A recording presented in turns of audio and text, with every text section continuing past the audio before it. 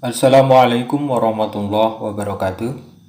Sahabat Ngaji Wali yang dimuliakan Allah. Dalam episode yang kelima ini kita akan membahas bait ketujuh dari Pupuh Dandang Gulo yang ada di dalam Suluk Linglung. Bait ini mengajarkan kepada kita tentang pengabulan doa yang seringkali kita salah dalam memahaminya. Kesalahan yang sering kita lakukan adalah pemikiran tentang bahwa doa kita tidak dikabulkan oleh Allah.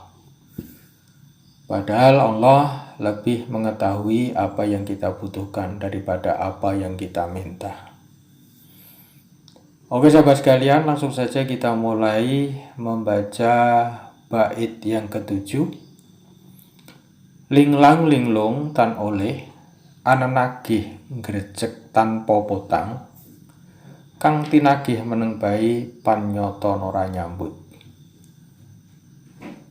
kang anagih awir-awiri tan ana bedhanira seh melaya iku wit puruhita atapa mring jeng Sunan Benang kinen tenggo kang cis tan kena yen kesaha. Artinya, linglang linglung meminta upah tiada hasil, menagih tak henti-hentinya tanpa piutang. Yang ditagih diam saja memang kenyataannya tidak berhutang. Yang menagih datang dan pergi, semua itu tidak ada bedanya dengan Syekh Melaya sendiri. Di saat mulai berguru dan bertapa kepada Kanjeng Sunan Bonang, diperintahkan menunggu tongkat dan dilarang meninggalkan tempat. Kebingungan masih berkecamuk dalam diri Kanjeng Sunan Kalijogo, meskipun dengan usaha yang menurutnya sudah maksimal, namun belum juga mendatangkan hasil. Padahal Kanjeng Sunan Kalijogo berharap dengan apa yang dilakukannya dia akan memperoleh upah, yaitu apa yang diinginkannya untuk mendapatkan petunjuk dan hakikat hidup yang sebenarnya. Kanjeng Sunan Kalijogo mencoba menagih untuk memperoleh itu semua, namun ternyata hasilnya tetap nihil. Yang ditagih diam saja. Karena memang Kanjeng Sunan Kalijogo tidak pernah memberikan pinjaman. Ananagih ngrecek tanpa potang kang tinagih meneng bae panyata nora nyambut. Begitulah kenyataannya, kadang kita merasa ibadah yang kita lakukan sudah cukup. Dan kita berharap dengan ibadah yang kita lakukan, maka Allah akan memberikan segala apa yang kita minta.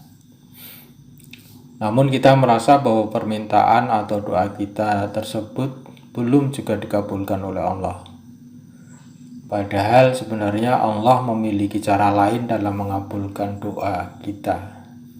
Dan tentu Allah pasti mengabulkan setiap doa yang dipanjatkan oleh hambanya.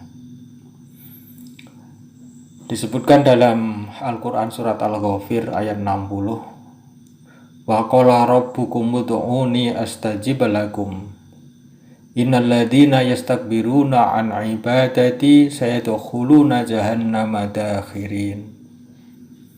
Artinya, dan Tuhanmu berfirman, berdoalah kepadaku, niscaya akan kuperkenankan bagimu. Sesungguhnya orang-orang yang menyombongkan diri dari menyembahku akan masuk neraka jahanam dalam keadaan hina dina. Karena yang kita pikirkan adalah tentang apa yang kita butuhkan saja, sehingga sering terlupakan bahwa Allah selalu memiliki cara lain untuk mengabulkan doa yang dipanjatkan oleh hambanya. Begitupun dengan upaya mujahadah yang dilakukan oleh seseorang. Bukan berarti orang tersebut akan dapat dengan segera merasakan hasilnya.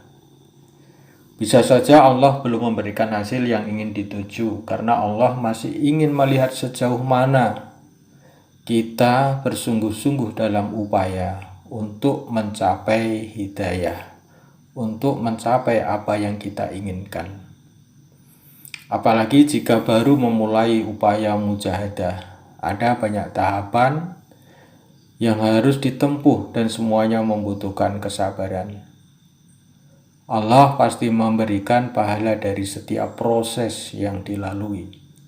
Namun, tujuan yang ingin dicapai harus diperoleh dengan perjuangan yang keras, dan tidak semua orang bisa melakukannya.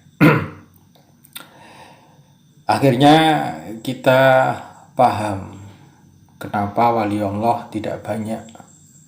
Karena untuk mencapai ke makom tersebut membutuhkan perjuangan yang panjang dan butuh istiqomah dalam menggapainya. Akhirnya Sunan Kalijogo menyadari kesalahannya bahwa dirinya tidak memiliki hak untuk menagih upah dari segala upaya yang telah ditempuhnya. Tentu Allah akan diam saja, memang kenyataannya tidak berhutang. Biarpun yang menagih datang dan pergi, semua itu tidak ada bedanya. Dan Allah yang Maha Kaya berhak tidak melunasi, karena tidak pernah berhutang kepada Kanjeng Sunan Kalijogo. Akhirnya Kanjeng Sunan Kalijogo memutuskan diri untuk berguru kepada Sunan Bonang. Barangkali dengan itu beliau dapat petunjuk iman dan hidayah. Mulailah Raden Masahid berguru kepada seorang yang tinggi ilmunya, yang bersunyi diri di desa Bonang, yang bergelar sebagai Sunan Bonang. Beliau mohon kepada Kanjeng Sunan Bonang untuk ditunjukkan hakikat kehidupan. Syekh Malaya saat mulai berguru kepada Kanjeng Sunan Bonang diperintahkan untuk bertapa menunggu tongkat dan dilarang meninggalkan tempat. Wit Puruhito atopo meringjeng Sunan Pinang kinen tenggo kang cis tan kena yen kesoho. Di saat mulai berguru dan bertapa kepada Kanjeng Sunan Bonang, Kanjeng Sunan Kalijogo diperintahkan untuk menunggui tongkat dan dilarang meninggalkan tempat. Kemudian, benarkah Sunan Kalijogo disuruh bertapa di pinggir kali oleh Sunan Bonang yang kemudian itu diabadikannya menjadi nama Sunan Kalijogo? Mengenai tapa ini ada banyak kontroversi, di mana tidak semua orang itu mengakui kebenaran tentang cerita tersebut. Ada beberapa hal yang mungkin dapat kita analogikan untuk membahas masalah tapa atau topo yang dilakukan oleh Sunan Kalijogo. Ini ada beberapa analogi yang mungkin bisa kita jadikan pertimbangkan untuk menilai tentang apa yang dimaksud dengan tapa yang dilakukan oleh Sunan Kalijogo yang diperintahkan oleh Sunan Bonang. Mungkin beberapa hal ini dapat kita jadikan sebagai sebuah analogi tentang tapa yang dilakukan oleh Sunan Kalijogo. Yang pertama, sejauh ini belum ditemukan naskah tentang pengakuan baik dari Sunan Kalijogo maupun Sunan Bonang tentang tapa tersebut. Cerita tentang tapanya Sunan Kalijogo masih didasarkan dari cerita dari mulut ke mulut dan bukan berasal dari pengakuan Sunan Kalijogo sendiri ataupun Sunan Bonang. Kemudian yang kedua, Sunan Bonang sebagai seorang wali yang tentunya sangat taat kepada Allah, tidak akan mungkin memerintahkan kepada muridnya untuk melanggar perintah Allah, di mana pemahaman yang umum berada di tengah masyarakat, tapa adalah berdiam diri, duduk dan diam tanpa melakukan aktivitas lain, tidak makan dan tidak minum dalam jangka waktu tertentu. Jika tapa itu dilakukan dan kemudian menyebabkan sang pertapa meninggalkan sholat, tentu ini dilarang oleh agama. Demikian juga jika seorang pertapa tidak makan dan tidak minum selama 1 hari 1 malam saja, ini juga dilarang oleh agama. Kita yakin perintah itu tidak akan dilakukan oleh seorang wali Allah terhadap muridnya. Kemudian yang ketiga, jika tapa itu dilakukan oleh Sunan Kalijogo sebagai wujud ketaatan dari seorang murid kepada gurunya, tentu hal ini juga tidak bisa dibenarkan. Karena ketaatan kita terhadap ibu sekalipun dilarang oleh agama ketika ketaatan tersebut bertentangan dengan hukum-hukum Allah. Kemudian yang keempat, jika misalnya tapa yang dilakukan oleh Sunan Kalijogo itu diitibarkan dengan kisah Ashabul Kahfi yang tidur di dalam gua selama 300 tahun lebih, ini juga tidak bisa dijadikan alasan untuk membenarkan hal tersebut karena kasusnya berbeda. Ashabul Kahfi memang ditakdirkan tertidur oleh Allah, dan tentu kita tidak tahu syariat ketika itu.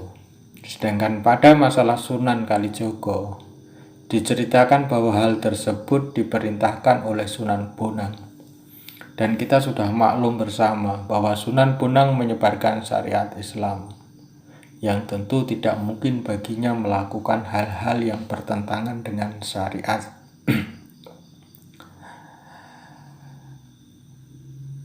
Sahabat Ngaji Wali yang dimuliakan Allah, dalam dunia sufi, khususnya sufi tanah Jawa, banyak dijumpai cerita-cerita mistis yang tentu kita harus benar-benar membedakan mana ajaran Islam dan mana cerita mistis yang tidak dibenarkan dalam syariat Islam. Apa yang diperintahkan oleh Sunan Bonang terhadap Sunan Kalijogo bisa saja ditafsirkan bahwa hal tersebut sebenarnya adalah prosesi uzlah, seperti yang dilakukan oleh Imam Al-Ghazali, yang juga memang banyak dilakukan oleh orang-orang sufi untuk tafakur dan mendekatkan diri kepada Allah Subhanahu wa Ta'ala. Dan tentu dalam prosesi uzlah tersebut Sunan Kalijogo tidak meninggalkan sholat dan tetap menjalankan kewajiban syariat Islam lainnya sebagai seorang muslim. Wallahu a'lam, hanya Allah yang tahu. Sahabat Ngaji Wali yang dimuliakan oleh Allah, saya kira untuk episode yang kelima ini kita cukupkan sekian. Semoga kita bisa mengambil hikmah dari bait yang ketujuh ini, dan pada episode selanjutnya kita akan membahas proses penggemblengan yang dilakukan oleh Sunan Bonang terhadap Sunan Kalijogo. Terima kasih. Saya akhiri. Wassalamualaikum warahmatullahi wabarakatuh.